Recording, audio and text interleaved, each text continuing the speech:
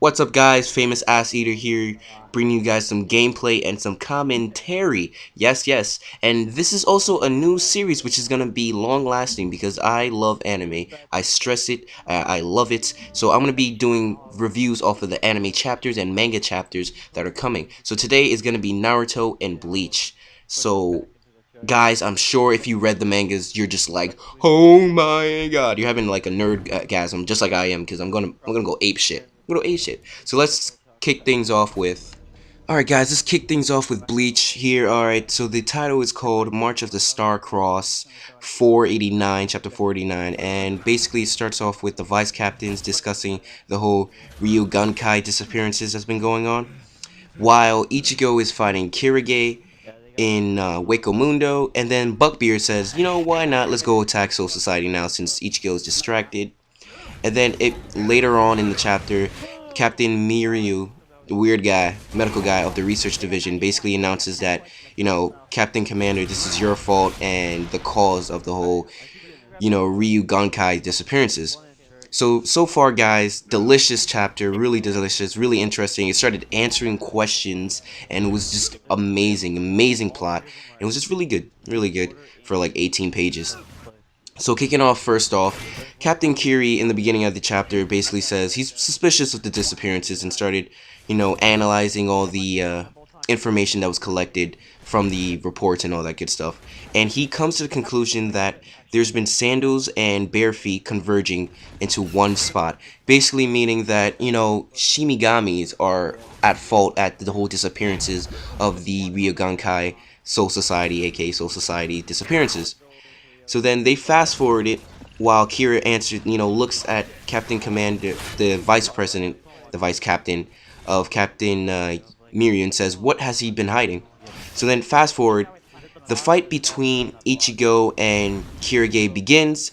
Basically, first things happen is that Ichigo is immediately surrounded by Quincy's, but he doesn't know that they're Quincy's yet. So the fight begins between Ichigo and Kirige, which is heating up, which is awesome, and then Ichigo immediately notices that a familiar move that the enemies are using, which is Hirin Yoku, which is a move that Ishida used, which is a Quincy move, which finally makes the confirmation that, yes, Ichigo and the entire Soul Society are being attacked by Quincy's, which is the second confirmation, which is really nice because things are really heating up and all that good stuff, so the fight's going to be awesome. Now, continuing on, Buckbeard, it goes back to the Ice Palace, and Buckbeard is there and says, oh, Ichigo's fighting Kirige? I should distract him. Let's go fucking attack Soul Society. So now the attack is gonna begin, which is, I mean, I don't know what to say about that, which is just getting good. This chapter is really good, guys. Go read it. Go check it out. Then, finally, to end all chapters of all goodness and all that good cream stuff, the chapter ends with the private conversation between Captain Commander Yamamoto and Muriyu. And Muriyu's basically saying, yo, I know what happened. I created a special division to kill all the souls in Ryu Gankai and balance out, you know, the souls in Soul Society. He's made, and Captain Commander's just like, why didn't you ask me and all that good stuff, and he's just like, no, I didn't need you because it's basically your fault if you haven't killed that man. And then at the end of the chapter, it basically shows Buckbeard. So now that brings up a lot of questions. What's the past between Captain Commander Yamamoto and Buckbeard, and who is exactly Buckbeard? So it's a really good chapter, guys. Go check it out, and I'm gonna move on to the next one. Dun, dun, dun, dun. Next chapter, guys. We're gonna be reading Naruto manga chapter 583, which, you know, was pretty good. I'm not into the whole flashback chapters and or episodes or anything like that, but it basically explains Kabuto's existence and how he grew up and all that good stuff. So the chapter starts out with Kabuto meeting Orochimaru for the first time, and Orochimaru says, hey bro, how about you come into my caddy so I can give you a popsicle stick?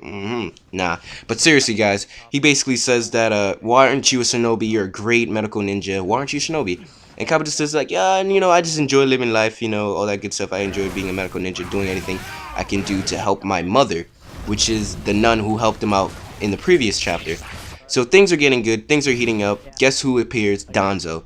Yes, Danzo appears in this whole little flashback and says, yo, I need you, Miss Medical Ninja, because you are the only one who can infiltrate the rock village and basically discover some information. So basically, Danzo is asking the nun, or aka Kabuto's mother, to infiltrate the village of the rock, or whatever you want to call it, and basically get some information out of the village. So immediately people are confused. I was confused at first, but I reread it and I basically discovered that she probably has the ability to brainwash herself or something like that, because Danzo states that you're the only one with special skills en route to infiltrate it. So infiltrate the rock village. So basically I'm thinking she has the ability to brainwash herself so she can stay in character, so she won't be discovered or branded as a traitor. So good things happens, and then Danzo says, "Oh, one more thing. In I have to take an orphan. I have to take an orphan from this place too." So immediately Kabuto, puts his hand up to protect all the other kids, which is interesting because at first I was just like, "Why are you leaving? Like I thought you were just whatever." Just saying in the earlier chapter, like you're good. But anyway, basically it's self-explanatory. He basically did it to save the other children and all that good stuff. So fast forwards, it goes through Kabuto's life a little, like a couple years later, and you see him grow up, going to village to village, collecting information, all that good stuff. And I'm like, all right. So that basically one village later, I mean, it stops at a scene where Kabuto's running, and he says, "Oh, great, at this time it would have been my bedtime and all that good stuff." So then he's attacked, and then he slices someone, but he doesn't know who it is, and he discovers that that is his mother, which is really crazy because the funny part is she doesn't know who he is, which is another, confirmation basically saying that she probably has the ability to brainwash herself and to, forget things and eliminate, people from her lives so she can stay in character.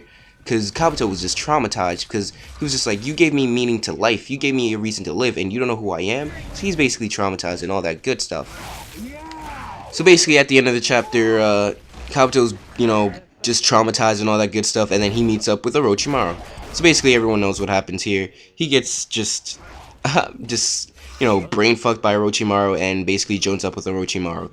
So now the question is, why is this happening? What's the point of the flashback? I'm thinking it's gonna be one of those flashbacks where it's just like, oh shit, that is crazy, which I'm hoping for, unless it's a useless flashback. But I'm hoping, the writers know what they're doing and all that good stuff. So that's the end of the chapter, guys, and this is the end of this whole review series that I have. It's gonna be starting up, and I'm gonna be continuing because I love anime. So like and subscribe if you love anime too, and you like listening to my video talking voice, or whatever you want to call it. Anyway, so guys, take care, all that good stuff. Like and subscribe, hugs and kisses, and can't wait for the next chapter. Later, guys.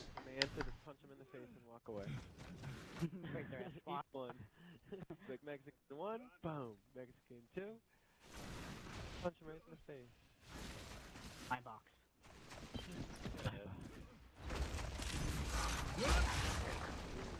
Back here.